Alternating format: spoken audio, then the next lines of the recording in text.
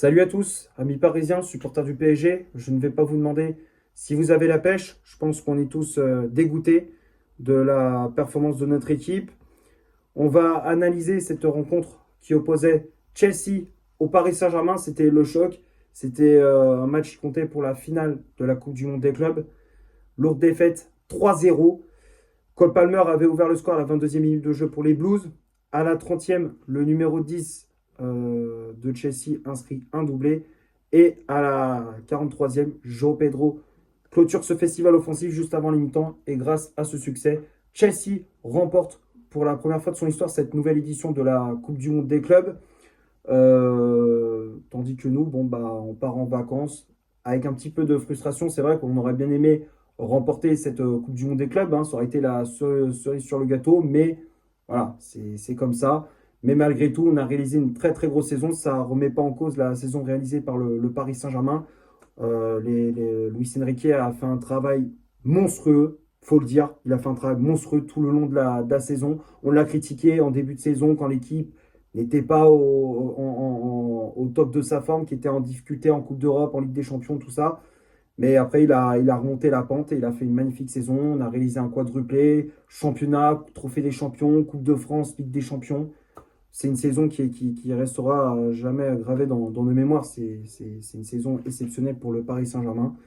Donc voilà, merci aux joueurs, merci pour la saison, pour cette saison. Vous nous avez donné des émotions. C'était une saison exceptionnelle. Bon, on va parler de ce qui s'est passé durant ce match face à cette équipe de Chelsea. Ah, les hommes d'Enzo Maresca, ils nous ont fait mal. Ils nous ont fait très très mal dans cette finale. Chelsea d'entrée mettait de l'agressivité, du caractère, du pressing. On voyait que dès que Paris avait la possession de ballon, tout de suite avait 3 voire même 4 joueurs de Chelsea qui étaient autour du porteur du ballon. Tu vois que c'était vraiment compliqué pour les Parisiens de poser le jeu. Ça manquait un petit peu de vitesse, de percussion sur les côtés. Alors c'est vrai qu'il y avait la fatigue aussi. On sentait que les joueurs, à la fin, ils étaient vraiment cramés. On voyait un Vitinha qui était carbo au milieu de terrain. Tu avais comment dire, un Nuno Mendes qui manquait clairement de lucidité dans ses interventions. Il était totalement à la rue. Euh, voilà, tu voyais des joueurs qui étaient vraiment fatigués, qui manquaient de lucidité dans les passes, dans les interventions.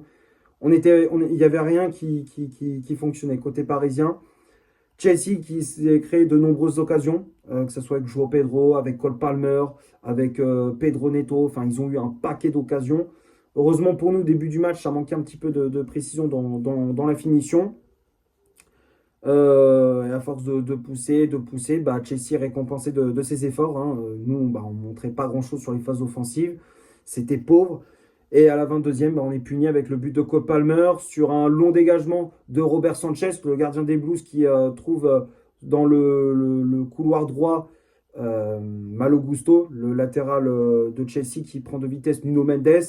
Et derrière, le Français qui centre en retrait pour Cole Palmer, qui prend le temps de contrôler, d'ajuster Donnarumma d'une frappe croisée, plat du pied, à ras de terre. Très beau but, hein, avec beaucoup de sang-froid de la part de Cole Palmer, hein, qui fait sa fameuse célébration avec le coup de clim, hein, comme il fait. Donc voilà, Chelsea qui mène 1-0 au bout de 22 minutes, c'est mérité, hein. Comme je l'ai dit, Paris ne montrait pas grand-chose, était vraiment en difficulté. Sur les phases offensives, c'était compliqué, on n'arrivait pas à trouver Kvaratskhelia, on n'arrivait pas à trouver Dembélé. Vraiment, ils étaient vraiment cadenassés, on avait du mal à trouver des solutions avec ses joueurs, même avec Doué. Doué, il a complètement raté son match dans ses contrôles, il a tout raté. Non, les attaquants n'étaient pas à la hauteur. Et 9 minutes après le premier but de Palmer, on s'en prend un deuxième une nouvelle fois avec une nouvelle contre-attaque des Blues. Récupération haute de Levi Colwill qui lance Cole Palmer dans la profondeur sur le côté droit. Palmer qui repique dans l'axe. Beraldo, je ne sais pas ce qu'il fait sur cette action, mais au lieu d'intervenir, il laisse un grand boulevard, un grand espace entre lui et Marquinhos. Et ça laisse le champ libre à Cole Palmer qui avait le but grand ouvert, hein. Il n'avait plus qu'à ajuster Donnarumma. Frappe croisée, 2-0. C'est quasiment un copier-coller du premier but. Chelsea qui très rapidement fait le break. Et Paris se prend un gros coup derrière la tête.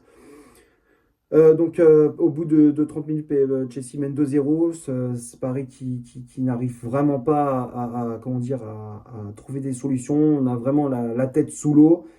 Et la 43e, on est puni une troisième fois avec João Pedro qui crucifie les Parisiens. Avec une nouvelle fois Cole Palmer qui nous a vraiment fait du sale. Alors lui, Cole Palmer, il s'est régalé dans ce match, qui a fait parler sa vitesse, son talent. Et voilà, il est à l'entrée de la surface. Il glisse un ballon entre lignes pour João Pedro qui n'avait plus qu'à ajuster Donnarumma d'un petit piquet. Joli but de la part du Brésilien, tout en finesse. 3-0, le match était plié. De toute façon, à la mi-temps, le match était plié. La deuxième période, Luis Enrique qui fait des changements avec les entrées de Ramos, de Mayoulou, de Barcola, mais ça change absolument rien. On voit Paris qui a la position balle, mais qui est vraiment sans solution. On ressent beaucoup de frustration de la part des joueurs à chaque fois qu'il y avait un contact entre un joueur de Chelsea et un joueur du PSG. Tu avais beaucoup d'embrouilles, ça partait en bagarre à chaque fois. C'était chiant à regarder, c'était chiant. À chaque fois, ça manquait de sang-froid, ça partait totalement en cacahuète. T'as même à un moment donné João Neves qui se fait expulser, il prend un carton rouge après un tirage de cheveux sur Cucurella. Mais bon, voilà, ça montre que les Parisiens avaient perdu leur sang-froid dans ce match. Donc voilà, défaite 3-0. C'est une gifle, mais c'est un mal pour un bien. Pour moi, c'est un mal pour un bien parce que ça nous permet de redescendre un petit peu sur terre, tu vois, ça nous permet de garder un petit peu les pieds sur terre pour éviter d'avoir un peu le melon après et justement de jouer avec suffisance et d'être arrogant envers notre adversaire, tu vois. Des fois, c'est bien d'avoir ce genre de rappel pour nous dire, ok, on est champion du monde, mais calmos, tranquille, tu vois, il y a n'importe quelle équipe peut nous battre à nouveau, tu vois, c'est pas parce qu'on est champion du monde, enfin champion d'Europe et qu'on joue la Coupe du Monde des clubs qu'on pourrait, que personne peut nous battre, tu vois. Donc c'est bien, cette défaite face à Chelsea, c'est un mal pour un bien, ça nous permet de garder les pieds sur terre. Maintenant, on va passer à la composition d'équipe que Luis Enrique a alignée pour ce match. Le 11 de départ s'affiche juste ici. Donc l'entraîneur espagnol aligné comme d'habitude son bon vieux 4-3-3. Dans les cages, c'était l'Italien Gianluigi Donnarumma. La charnière centrale 100% brésilienne. Marquinhos associé à Lucas Beraldo. Beraldo qui était toujours titulaire. À la place de Pacho qui était suspendu pour cette finale. Les latéraux, Achraf Hakimi à droite, Nuno Mendes à gauche. Le milieu de terrain, Vitinha positionné en 6. Fabian Ruiz et João Neves en relayeur. Et le trio d'attaque avec Désiré Doué, ailier droit, Vicha Kvaratskhelia, ailier gauche, et en pointe, en faux numéro 9, c'était le français Ousmane Dembélé. Les changements effectués par l'entraîneur parisien, donc on a vu l'entrée de Gonzalo Ramos à la place d'Achraf Hakimi, l'entrée du jeune Seny Mayoulou à la place de Désiré Doué, Bradley Barcola qui est rentré à la place de Vicha Kvaratskhelia, et pour finir, l'entrée au milieu de terrain du jeune Warren Zaïre-Emery à la place de Fabian Ruiz. Bon, que dire sur cette compo? Sur le papier, tu ne peux pas reprocher à Luis Enrique. Il a aligné l'équipe type. Voilà, il a aligné le même 11 que lors de la demi-finale de Coupe du Monde des clubs face au Real Madrid. Il a aligné les mêmes. Après, ce que je reproche un petit peu à Luis Enrique, c'est ses changements tardifs. Tu vois, quand tu vois que tu es mené 3-0, tu n'attends pas. Voilà, il aurait dû faire ses changements à la mi-temps. Tu vois, quand que Doué ne faisait pas un bon match, ou Barcola, enfin, pas Barcola, mais. Kvaratskhelia faisait pas un bon match, tu vois, il aurait dû sortir Ramos et qui décale Doué à gauche, Dembélé à droite, Ramos dans l'axe, enfin tu sais, il aurait dû faire des changements à la mi-temps quand on était mené 3-0. Je trouve que ces changements étaient un peu tardifs, mais voilà, bon, après de toute façon, est-ce que ça aura changé grand-chose? Je ne sais pas, vu qu'à la mi-temps il y avait déjà 3-0, le match était plié, mais voilà, ce que je reproche un petit peu à Luis Enrique, c'est ses changements, son coaching, où il a tardé un petit peu sur ces changements, où il a attendu à la 60e pour faire ce changement alors que le match était plié. Voilà, c'est le seul bémol dans la compo de Luis Enrique. On va passer maintenant du côté des statistiques de cette rencontre. On va commencer par Chelsea. Les Blues ont eu 33% de possession de balle, 9 tirs réalisés dans le match, dont 5 frappes cadrées, 301 passes réalisées dans le match, dont 243 passes réussies, 34 duels gagnés, 15 fautes commises, 6 arrêts effectués par Robert Sanchez, le gardien de Chelsea, 8 centres réalisés dans le match, 3 corners obtenus et 13 tacles réussis. Et du côté du Paris Saint-Germain, 63% de possession de balle, 7 tirs réalisés dans le match, dont 6 frappes cadrées, 601 passes réalisées dans le match, dont 544 passes réussies, 47 duels gagnés, 12 fautes commises, 2 arrêts effectués par Gigio Donnarumma, 16 centres réalisés dans le match, 5 corners obtenus, 24 tacles réussis. Donc quand on regarde les statistiques, possession balle qui est comme d'habitude pour le Paris Saint-Germain, mais Chelsea a réussi à déjouer le jeu des Parisiens justement en mettant le surnombre sur le pressing. Tu voyais que quand un joueur du PSG avait le ballon, bah, tu avais 3 ou 4 joueurs de Chelsea qui étaient autour de lui pour bloquer les espaces, pour récupérer le ballon également. En tout cas, Enzo Maresca a gagné sa bataille tactique face à Luis Enrique.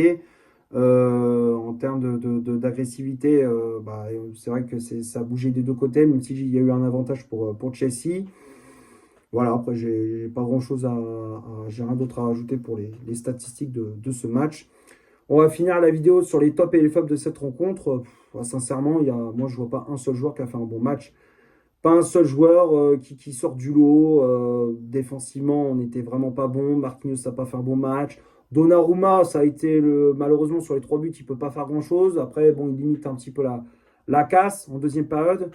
Mais bon, voilà, bon, comment dire, il sauve un petit peu les meubles, mais c'est pas un super match de Donnarumma.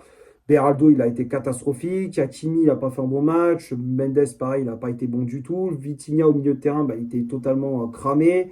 João Neves, Fabien Ruiz étaient vraiment en dessous par rapport à d'habitude. Et puis les 3 attaquants, bah, ils étaient vraiment décevants. Surtout Désiré Doué, qui pour moi n'a pas fait un bon match. Dans son couloir, il y avait trop de déchets, trop tu sais, il perdait trop de ballons. C'était pas. D'habitude, Doué, quand il a ballon, il fait beaucoup de différence dans son couloir, mais là, il a tout raté. Il a clairement tout raté. Et puis les remplaçants, c'est pareil. Ramos, Mayoulou, Barcola, Zaïre Emery. Ils n'ont pas fait une bonne entrée. Voilà, je pense avoir fait le tour pour ce Chelsea Paris Saint-Germain. J'espère que le débrief vous aura plu. Si c'est le cas, vous laissez un énorme like. Tu t'abonnes, tu n'hésites pas à me dire dans les commentaires ce que tu as pensé du match et de mon débrief. Partage la vidéo sur tes réseaux sociaux. N'hésite pas à faire un tour sur mon compte Instagram. Je te l'affiche juste ici. Je fais des vidéos actus sur le mercato de Manchester United et du Paris Saint-Germain pour suivre un petit peu mes news concernant les infos du club. Et d'ici là, portez-vous bien. On se retrouve pour une prochaine vidéo. Ciao.